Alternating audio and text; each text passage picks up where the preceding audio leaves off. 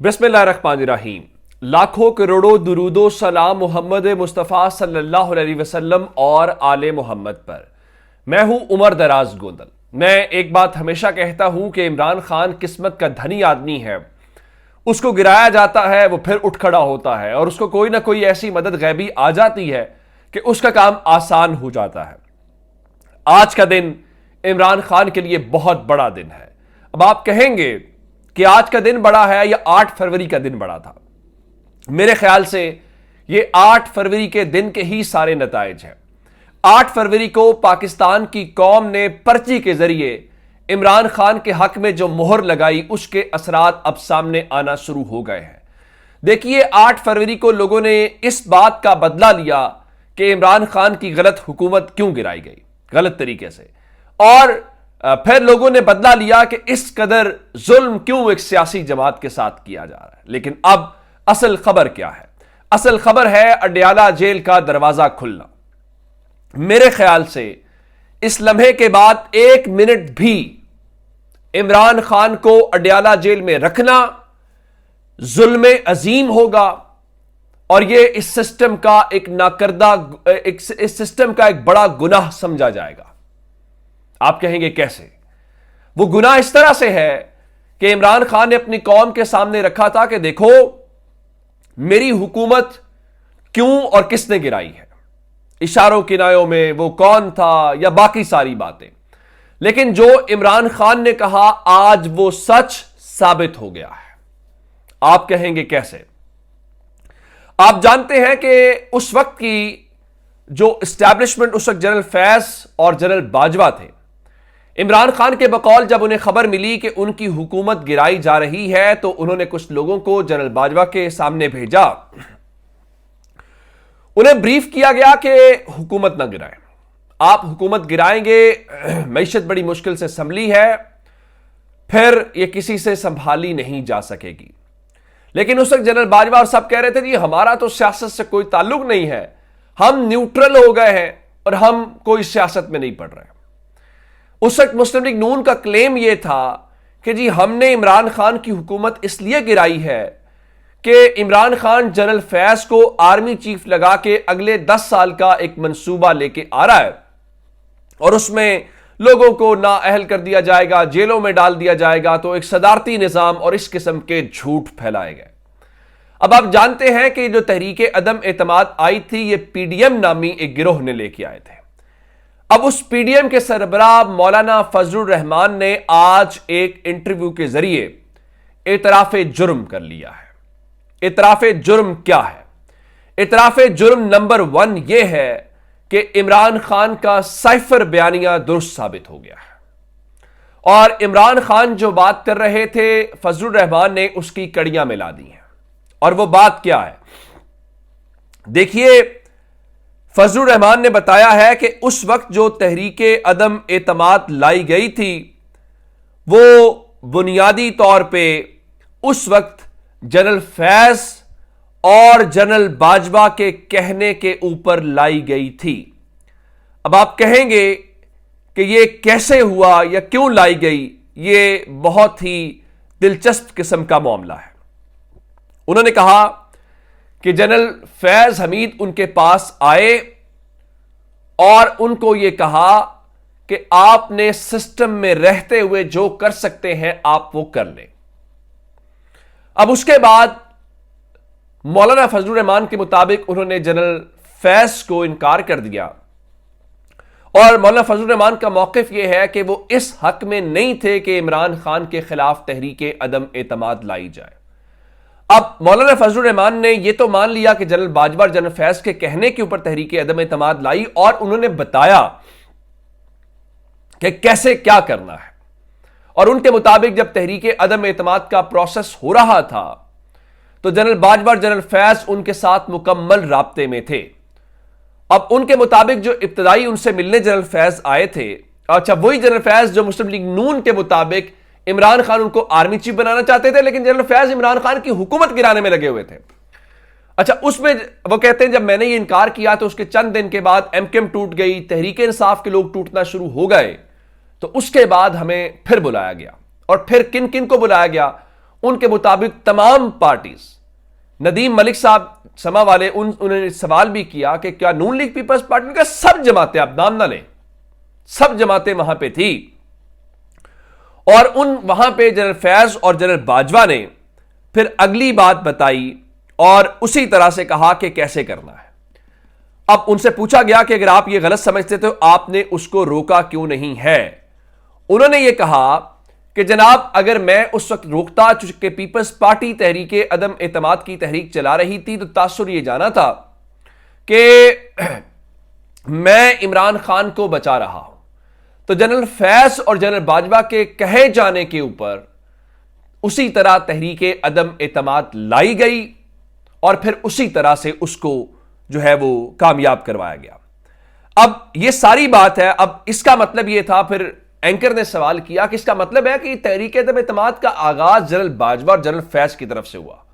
تو نے کہا جی آپ بالکل درست کہہ رہے ہیں، یہ بالکل اسی طرح سے وہاں سے سٹارٹ ہوا اور بتایا گیا کہ کیا کرنا ہے، کس طرح چلنا ہے، اور اس کے مطابق نون لیگ اور پیپلز پارٹی نے جو کہا گیا تھا اس کے اوپر باقاعدہ مہر لگا دی۔ تو اب اس کے بعد میرے خیال سے کوئی بات پیچھے بچتی نہیں ہے۔ اور اس میں ایک اور جو دلچسپ معاملہ ہے، پھر نون لیگ کہتی ہے جی ہم تو، نواز شریف کا بھی ایک کلیم ہے اور باقی بھی، کہ جی جب عمران خان لانگ مارچ کر رہے تھے 25 مئی والا، جب آپ کو یاد ہے وہ گاڑیاں توڑی گئی ڈاکٹر یاسمین راشد کی اور ایک نئی ظلم کی مثال قائم کی گئی تھی، تو ان سے پوچھا گیا کہ نون لیگ کہتی ہے کہ ہم اس وقت استعفیٰ دینے کے اوپر تیار ہو گئے تھے، اسمبلی ٹوٹنے کی سمری تیار ہو گئی تھی، شہباز شریف کی الوداعی تقریر بھی تیار تھی، تو مولانا فضل الرحمان نے روک دیا تھا یا وہ مخالف تھے استعفے کے، کیا انکار؟ اس حوالے سے یہ جھوٹ بھی آج بے نقاب ہو گیا ہے۔ فضل الرحمان یہ کہتے ہیں کہ شہباز شریف کسی بھی موقع کے اوپر استعفیٰ دینے کو تیار نہیں تھے اور میرے نوٹس میں ایسی کوئی بات نہیں آئی۔ اب سوال یہ پیدا ہوتا ہے، اگر جنرل باجوہ یہ کہہ رہے تھے کہ ہم نے سیاست چھوڑ دی ہے یا ہم سیاست نہیں کر رہے یا ہمارا سیاست سے کوئی تعلق نہیں ہے تو ہم نیوٹرل ہیں، سوال یہ پیدا ہوتا ہے کہ وہ نیوٹرل کب ہوئے؟ اب اور کب ان کا یقین کیا جائے کہ وہ نیوٹرل ہو گئے تھے؟ کیا اس وقت عمران خان کے خلاف تحریک عدم اعتماد کامیاب کروانے کے بعد؟ اور پھر عمران خان بار بار کہتے ہیں، اور یہ شاہ محمود قریشی بھی کہتے ہیں اور وہ حلف دینے کو تیار بھی ہیں کہ ہمیں کہا گیا منہ بند کر لو سائفر کے اوپر، آپ کو 2/3 دلوا دیں گے، اور اگر آپ نے نہ کیا تو 30 کے قریب سیٹیں ملیں گی۔ یہ تو قوم کا بھلا ہو، یہ قوم نے سارے پلان تہس نہس کر کے رکھ دیے، اور قوم کے اس منصوبے کی بنیاد کے اوپر ہی آج ان سب کے منہ کھلنا شروع ہو گئے۔ فضل الرحمان بھی تو تحریک عدم اعتماد لانے والوں میں شامل تھے، آخر اچانک یہ سچ بولنا کیوں شروع ہو گئے ہیں؟ ان کو پتہ چل گیا ہے کہ پاکستان کی جو قوم ہے اس نے کس طریقے سے اس بیانیے کو مان لیا عمران خان کے، اور باقی جو باتیں کی جا رہی ہیں وہ نہیں مان رہے۔ اب بہت ساری چیزیں ہیں، بہت ساری پریس کانفرنسز پاکستان میں ہوئی، ان کے اوپر بھی سوالات ہیں، اس میں جو دعوے کیے گئے اور جو آج فضل الرحمان نے کہا ہے وہ بھی دلچسپ ہے۔ اور پھر فضل الرحمان نے کہا کہ 2-3 دن پہلے شہباز شریف ان کے ساتھ ان کے گھر آئے اور کہا کہ آپ ہمارے ساتھ آ جائیں، تو انہوں نے یہ کہا کہ میں نے کہا کہ آپ جو ہے وہ اپوزیشن میں آ جائیں، تو وہ اٹھ کر چلے گئے۔ اچھا، اب اگلی بات سن لیجئے۔ اب پاکستان تحریک انصاف کا جو وفد ہے، جس میں اسد کیسر جو پولیٹیکل کمیٹی کے سربراہ ہیں، وہ ڈوگر صاحب، عمیر نیازی اور دیگر لوگ مولانا فضل الرحمان کی رہائش گاہ کے اوپر پہنچ گئے ہیں۔ اب اگر کوئی قومی تحریک چلتی ہے اور ان کا اتحاد ہو جاتا ہے تو پھر آپ نواز شریف اور شہباز شریف کو خدا حافظ کہہ دیں، اور کم از کم یہ بات معلوم ہو گئی ہے کہ یہ کمپنی زیادہ دیر چلنے والی نہیں ہے۔ اور عمران خان جیل میں بیٹھا ہوا ہے، اس کی قوم نے اس کو جتوا دیا، اس کے حق میں فیصلہ دیا، اور اندازہ کریں کہ اس کے مخالف خود سچ سامنے لا رہے ہیں جو عمران خان بار بار کہتا رہا۔ اگر آپ اب بھی عمران خان کو جیل میں رکھیں گے تو اس سے بڑا ظلم اور کوئی ہو نہیں سکتا۔ اب وہ سائفر کیس جو ہے اس میں عمران خان کو سزا تو میرا خیال ہے 1 منٹ سے پہلے اس عدالت کو اڑا دینی چاہیے، وہ کہ اس میں عمران خان ضمانت کے اوپر ہے۔ اب میرے خیال سے کوئی بات اس کے بعد بچتی نہیں ہے، اور ان کے لیے پریشانی کی خبر ایک اور ہے۔ اب اس وقت وہاں پہ 11 سیٹیں ہیں مسلم لیگ نون کی، 11 مولانا فضل الرحمان کی بلوچستان میں، لیکن ان کے جو وہاں کے صدر ہیں مولانا عبد الواسع، انہوں نے کہا ہے کہ ہم بلوچستان میں بھی حکومت نہیں بنا رہے، فیصلہ ہوا ہے کہ پورے پاکستان میں حکومت میں نہیں جائیں گے اور کسی حکومت کا حصہ نہیں بنیں گے۔ اور اس کے علاوہ فضل الرحمان یہ کہہ رہے ہیں کہ اب فیصلے ایوان میں نہیں میدان میں ہوں گے، اور بظاہر دھاندلی کا فائدہ نون لیگ کو ہوا ہے۔ اس کو بھی چھوڑ دیتے ہیں کہ یہ کیا ہوا ہے۔ اب یہ تو ہو گئی بلوچستان اور وفاق کی بات۔ سندھ کے اندر وہ یہ کہہ رہے ہیں جو سومرو صاحب ہے کہ دھاندلی کے خلاف سندھ اسمبلی کا گھیراؤ کریں گے اور ہم کسی کو حلف نہیں اٹھانے دیں گے، اور کل گھوٹکی کے کارکنان کشمور اور سکھر کے مقام کے اوپر سندھ پنجاب کے بارڈر کو بند کریں گے۔ اس کا مطلب یہ ہے کہ اگلے 24-48 گھنٹوں کے اندر پاکستان میں صورتحال کسی اور سمت میں جاتی ہوئی دکھائی دے رہی ہے۔